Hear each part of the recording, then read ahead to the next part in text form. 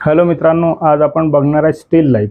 तर या ठिकाणी मी एका मोबाईलमध्ये एक चित्र घेतलेलं आहे। हे तुम्हाला साईडला इथे लावलेलं दिसेल।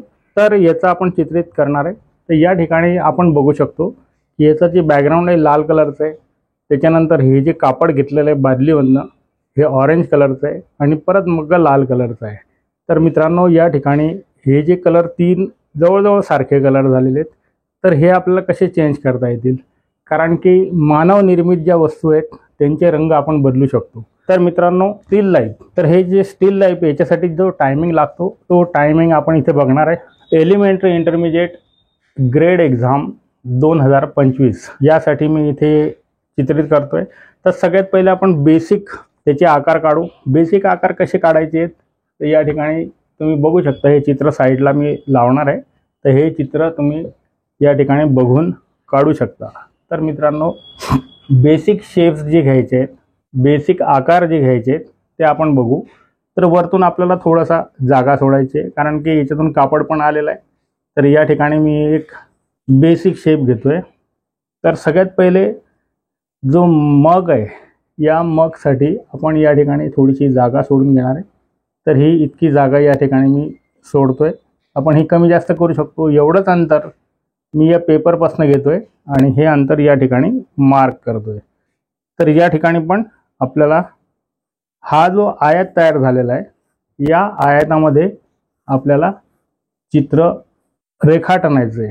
म्हणजे या ठिकाणी आपण याचं स्केच करू। ती बादली किती आहे याचा अंदाज घेऊ, कारण की एका स्टेपवर ठेवलेली आहे, एका उंच जागेवर ठेवलेली आहे। तर हिचं आपण थोडंसं आणखीन वरच्या साईडला घेऊ आणि हा भाग खोडून टाकू। तर मित्रांनो, या ठिकाणी आपल्याला इरेजरचा यूज करायचा आहे। अशा पद्धतीने हे आपण इरेजर इरेज केलेलं आहे। हा आयत इथे मी काढलेला आहे। साधारण बादलीचा आकार जो आहे तो आपण इथपर्यंत घेऊ। बादली मोठ्यात मोठी आली पाहिजे। त्याच्यानंतर इथे स्टेप आहे, म्हणजे ही बादलीचं कड झाली या ठिकाणी, आणि या ठिकाणी हे खालचा जो भाग आहे हा इथे येईल, कारण थोडंसं कापड पण आपल्याला दाखवणं गरजेचं आहे। इकडे मग्गा येईल आणि या ठिकाणी टमाटा आणि दुधी भोपळा। तर बादली किती घ्यायची आहे याचा अंदाज आपण घेऊ। साधारणतः सगळा भाग सेंटरला न घेता थोडासा अप आपण लेफ्ट साईडला याला शिफ्ट करणार आहे। तर ही बादली झाली। आता इथे बघू शकता तुम्ही, हे जे अंतर घेतलेलं आहे मी, हे आणि इकडचं अंतर। तर इकडे आपल्याला थोडासा हा भाग घ्यायचा आहे, हलकासा। तर ही बादली या ठिकाणी आपण घेणार आहोत। एक रफ ढोबळमानाने इथे मी चित्र काढतोय।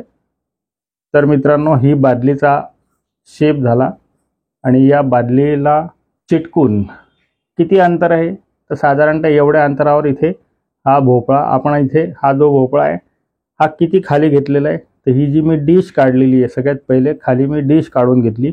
डिशच्या थोडंसं मागे, म्हणजे इथपर्यंत हा भोपळा यायला पाहिजे। हा एक अंदाज आपण इथे घेणार आहोत। तर हा झाला भोपळ्याचा आकार, दुधी भोपळा, आणि हा दुधी भोपळा आपण अशा पद्धतीने इथे काढून घेऊ। तर मित्रांनो, हा झाला दुधी भोपळा। दुधी भोपळ्याला ओव्हरलॅप जो आहे तो टमाटा आहे। तर टमाट्याची साईज किती आहे ते बघून घ्या। असं नको वाटायला की फार मोठा टमाटा झाला, खूप छोटा टमाटा झाला। तर टमाटा एवढाच टमाटा आपण इथे घेऊ। हे सगळं रफली करतोय मी। या ठिकाणी मग जो आहे, तर हा बादलीचा स्टेप झाली इथे। तर ही बादलीची स्टेप, ज्याच्यावर बादली ठेवलेली आहे, इथे थोडंसं अंतर दिलेलं आहे। इथे गंगाफळाची काप या ठिकाणी आपण बसवणार आहोत। तर ही गंगाफळाची काप अशी या ठिकाणी येईल। एक रफली मी नुसतं स्केच करतोय, कसं बसलं पाहिजे, कशा पद्धतीने याचं मांडणी झाली पाहिजे हे आपण या ठिकाणी बघतोय। याला आपण डिटेल नंतर करणारच आहोत। तर अशा पद्धतीने ही गंगाफळाची काप झालेली आहे। आता गंगाफळाची काप जिथे आहे त्याच्यावरती इथे एक कडा येईल। तर साधारणतः इथून हा मग आपल्याला घ्यायचा आहे। हा जो मग घेताना आपण त्याचाही विचार करू की हा मग किती आहे तर या डिशच्या वरती आहे, म्हणजे साधारणतः इतका हा मग आपल्याला इथे। यांची आपण प्लेसमेंट थोडीशी इकडे तिकडे करू शकतो। तर हा झाला मग, मगाचा आकार। ही झाली बादली। याच्यातून येणारं कापड जे आहे ते आपण नंतर करू, पण एक रफली की अशा पद्धतीने हे कापड इथे आलेलं आहे बादलीचे या टोकापर्यंत, आणि इथून हा भाग गंगाफळच्या बाजूनी इथून गेलेला आहे हा. हे स्केचिंग मी रफली स्केचिंग केलेलं आहे. आता आपण याला डिटेल करणार आहे. एलिमेंटरी इंटरमिजिएट एक्झाम 2025 साठी इथे मी स्टील लाईफ स्थिर चित्र या ठिकाणी बनवून दाखवतोय. आता बघा, बादलीचा जो भाग दिलेला आहे हा बादली आपल्या आय लेवलच्या वरती आहे, पण प्रत्यक्षात असं दिसतं का? तर नाही, आय लेवलच्या वरती आपल्याला दिसणार नाही. म्हणून आपल्याला हा जो भाग आहे हा गोलाकार भाग आपल्याला हा अशा पद्धतीने काढावा लागेल. तर मित्रांनो, ही गोष्ट आपल्याला लक्षात ठेवायची, कारण आपण याचं ऑब्झर्वेशन करतोय आणि ॲट इट इज जशी फोटोग्राफी तसंच केलं पाहिजे असं काही गरजेचं नाही. तर ही गोष्ट मुळात तुम्ही लक्षात घ्या. या ठिकाणी त्याची कड येईल. कड घेताना जो भाग आपण हा कर्व घेतलेला आहे असाच कर्व भाग या ठिकाणी पण आपल्याला खाली पण आपल्याला तसाच कर्व भाग घ्यायचा आहे. तर मित्रांनो, ही बादलीची कड जी आहे ही व्यवस्थित करून घ्यायची आहे. सरळ रेष मारायची आहे. जितके हे अंतर आहे तितकंच या ठिकाणी पण आपण अंतर घेऊ. तर ही कडा झालेली आहे. तर अशा पद्धतीने हा बादलीचा वरचा भाग, या ठिकाणून थोडीशी बादली तिरपी ही अशी येईल, या ठिकाणून पण अशीच येईल. तर हे पहिले आपण रेखांकित करू, नंतर आपण कापड घेणार आहे. तर मित्रांनो, या ठिकाणी बघा, हा बादलीचा जो भाग आहे हा भोपळ्याच्या इथपर्यंत येतो. तर हा इथून अशा पद्धतीने घेऊ आणि बादलीचा खालचा जो बेस आहे तो बेस पण आपल्याला इथे दाखवायचा आहे. तर हा या पद्धतीत आपल्याला इथे हा दिसेल. बादलीचा बेस आपण घेतलेला आहे, बादलीची कडा आपण केलेली आहे, त्याची जी कडी आहे ती कडी आपल्याला इथे दाखवायची आहे. या ठिकाणून हा खालचा कड आलेला आहे, ही कडी या ठिकाणी आपल्याला दर्शवायची आहे. तर ही कडी इथपर्यंत आपण दाखवू शकतो. हा मध्ये गेलेला भाग आहे आणि ही बाहेरून अशा पद्धतीने ही कडी आलेली आहे. तर हा जो भाग आहे इथून, आता त्याचं हँडल आपण काढून घेऊ. हँडल काढत असताना अशा पद्धतीने हे हँडल येईल. हँडलला एक जाडी आहे, तेवढीच जाडी आपण या ठिकाणी पण घेऊ. आणि हा भोपळा जो आहे हा इथे साईडला आहे, तर त्याचा आकार आपण या ठिकाणी थोडासा चेंज करून घेऊ. आता भोपळा वरती निमुळत आहे आणि खाली थोडा जाडसर होत गेलेला आहे. तर अशा पद्धतीने हा भोपळा आपण घेतला. टमाट्याची साईज या ठिकाणी जो ओव्हरलॅप झालेला आहे टमाटा तो पण आपल्याला दाखवायचा आहे. आणि ज्या अनावश्यक रेषा आहेत त्या आपण मिटवून देणार आहेत, म्हणजे त्याला इरेज करणार आहे. तर हा झाला टमाटा. तर अशा पद्धतीने हा टमाटा या ठिकाणी काढलेला आहे. आता आपण भोपळा काढून घेऊ. भोपळा काढत असताना ही जी कड आहे या कडेपर्यंत तो गेलेला आहे. त्याच्यानंतर हा अशा पद्धतीने इथे हा निमुळता या ठिकाणी होत गेलेला आहे. तर इथे पण थोडासा हा भाग दिसतोय भोपळ्याचा. तर ह्याची पण साईज थोडीशी वर करू आणि हा या ठिकाणी असा खालच्या बाजूला गेलेला आहे. तर ही झाली भोपळ्याचं ड्रॉइंग. हे झालं भोपळ्याचं ड्रॉइंग.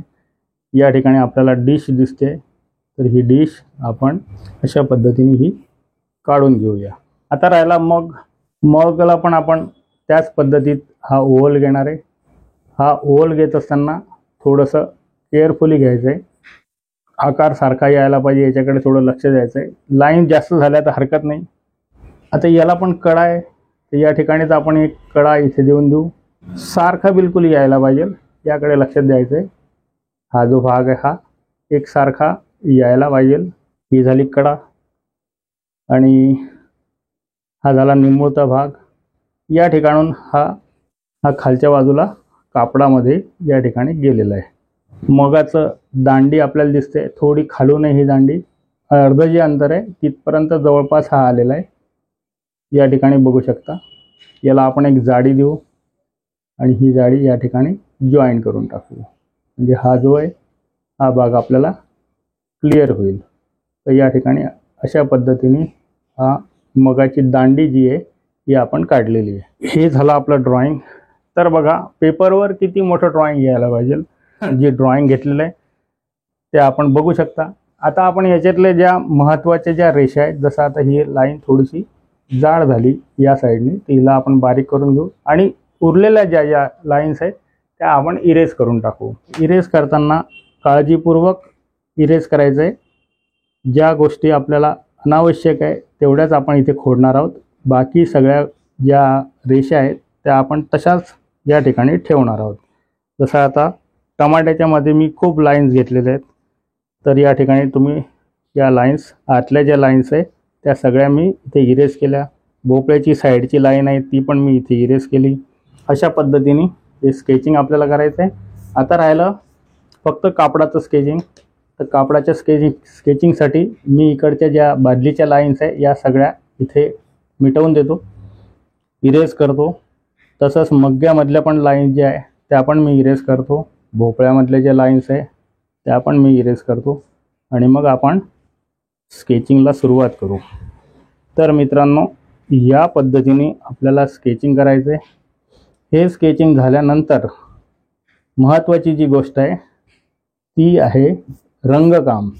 तर रंगकाम आज मी पोस्टर कलरमध्ये करून दाखवणार आहे. पोस्टर कलरमध्ये रंगकाम करत असताना किती काळजीपूर्वक रंग घेतले पाहिजे, केले पाहिजे. तर या ठिकाणी मी कापड घेतो आहे. कापडाचा हा भाग असा मध्ये गेलेला आहे, हा या ठिकाणी आपल्याला दिसतो आणि या ठिकाणून हा बाहेर आलेला आहे. तर काही गोष्टी आपण थोड्याशा मनाने पण करू शकतो. आता हा कुठे आलेला आहे, तर या इथपर्यंत आलेला आहे. तर हा इथे फुगीर, मग खाली आलेला भाग आणि हा कापड या ठिकाणी जॉईंट झाला आहे. तर या दांडीपासून आपण हा कापड खाली आणि इथून हा बाहेरच्या बाजूला गेलेला आहे. तर हा कापड इथे फोल्ड झालेला आहे. मग परत हा जो आहे कापड हा दांडीपर्यंत म्हणजे या भागापर्यंत हा कापड बाहेरच्या साईडला आला आहे. इथून परत हा फोल्ड मध्ये गेलेला आहे आणि हा फोल्ड जो आहे कॉर्नरपर्यंत आला आहे. इथून हा परत असा गोलाकार झालेला आहे आणि हा डस्टबिनच्या भोपळ्याच्या बाजूनी, भोपळ्याच्या बाजूनी इथून गेलेला आहे हा असा आणि हा खाली मगच्या जवळून हा बाहेरच्या बाजूला इथून निघालेला आहे. तर हे झालं कापडाचं रफ स्केचिंग. या ठिकाणी तुम्ही बघू शकता. आता इथे फोल्ड कसे येतील, तर हा इथे टर्न झालेला भाग आहे. इथून एक रेष अशी निघालेली आहे, जो फोल्ड आहे. या ठिकाणी अशा पद्धतीचा फोल्ड इथे दिसतोय. इथे एक खड्डा आहे, एक रफली आपण काढून घेऊ. या ठिकाणी पण हा फोल्ड आलेला आहे आणि इथे शॅडोज ज्या आहेत त्या आपण थोड्याशा इथे दाखवणार आहे. तर शॅडोचा भाग आपल्याला या ठिकाणी दिसेल. अशा पद्धतीने हा मग कडे गेलेला भाग आहे. खाली या ठिकाणी डार्क पार्ट आलेला आहे आणि हा पण इथे फोल्ड आपल्याला दिसतोय. तसंच फोल्ड शॅडोज या ठिकाणी आपल्याला दिसत आहेत. तर हे झालं स्केचिंग. एक रफली स्केचिंग या ठिकाणी मी तुम्हाला करून दाखवलेलं आहे. तर मित्रांनो, अशा पद्धतीने आपलं हे स्केचिंग झालेलं आहे आणि हे स्केचिंग जे आहे ते मी कसं मेजरमेंट केलं हे तुमच्या लक्षात येईल. या ठिकाणी परत एकदा मी मोबाईलवरनं दाखवतोय. या ठिकाणी तुम्ही बघू शकता हा बादलीचा शेप मी घेतलेला आहे. बादलीपासून किती अंतरावर इथे भोपळा आहे तो आपण या ठिकाणी दाखवलेला आहे. ज्या गोष्टी आपल्याला नंतर लक्षात येतात की या इथे पाहिजे होत्या तेवढ्या आपण त्या नक्की करून घेऊ. या ठिकाणी आता भोपळ्याची दांडी आपल्याला दाखवायची राहिली होती. ही दांडी या ठिकाणी दाखवलेली आहे. इथे काही आपल्याला फोल्ड ज्या बादलीच्या कडा आहेत वरती आलेल्या त्या पण या ठिकाणी दिसत आहेत. तर अशा पद्धतीने आपण या दाखवू शकतो. इथे सगळ्या लाइनिंग्स आहेत. तर इतकं डिटेल करण्याची गरज नाही, पण तरी आपण करण्याचा प्रयत्न करू. तर मित्रांनो, अशा पद्धतीने हे जे स्केचिंग आहे हे आपलं बघा. या ठिकाणी जितकं अंतर सोडलं आहे तितकंच अंतर इकडे पण आपण हा घेतलेलं आहे. तर ही गोष्ट आवर्जून लक्षात ठेवायची. याचे प्रपोर्शन्स कसे घेतलेले आहेत ते आपण थोडंसं रफली बघू. बादलीचा आकार या इथपर्यंत घेतलेला आहे मी. हा बादलीचा आकार या ठिकाणी झाला. बादलीपासून भोपळा किती अंतरावर आहे या ठिकाणी बघितला. भोपळा घेतलेला आहे. जे दुधी भोपळ्याची गंगाफळाची जी फोड ठेवलेली आहे त्याची डिश आहे, त्या डिशपासून किती अंतरावर इथे टमाटा आहे ते अंतर आपण बघितलं आहे. तसंच हे पण अंतर इथे बघू शकतो किती अंतर घेतलं आहे. तर एक ग्रुप वाटला पाहिजे. आपण थोडे थोडे जवळ घेतलेले आहेत. हे सगळे जे ऑब्जेक्ट आहेत हे आपण थोडेसे जवळ घेतले. इथलं अंतर इथपर्यंत आहे, पण मी थोडं जवळ घेतलं. तसंच टमाट्याचं अंतर पण ज्या इथे लांब आहे, तर या ठिकाणी मी हे टमाट्याचं अंतर पण या ठिकाणी जवळ घेतलेलं आहे. तर अशा पद्धतीने आपण या वस्तूचे जे प्लेसमेंट आहे हे करू शकतो. आणि रंगकाम करत असताना मी तुम्हाला सांगितलंच आहे की मागे लाल आहे तर या ठिकाणी लाल येईल. हा ऑरेंज आहे तर या ठिकाणी आपण ऑरेंजच्या ऐवजी दुसरा कलर घेऊ शकतो, किंवा मग्ग्याचा कलर आपण चेंज करू शकतो, किंवा मागचा कपडा चेंज करू शकतो. कारण की या ठिकाणी आपण बघू शकतो ऑरेंजवर रेड घेतलेला आहे हा मग, तर हा दिसत नाही. म्हणून आपल्याला इथला या दोनपैकी एक रंग आपल्याला चेंज करायचा आहे. आणि ऑरेंज आणि हा जो आहे रेड हे जवळपास सारखे सारखे कलर दिसतील. म्हणून आपण या ठिकाणी मी रंगकाम करत असताना तुम्हाला परत समजून सांगेल. एलिमेंटरी इंटरमिजिएट ग्रेड एक्झाम 2025साठी मी स्टील लाईफ स्थिरचित्र याचं रेखांकन करून दाखवलेलं आहे.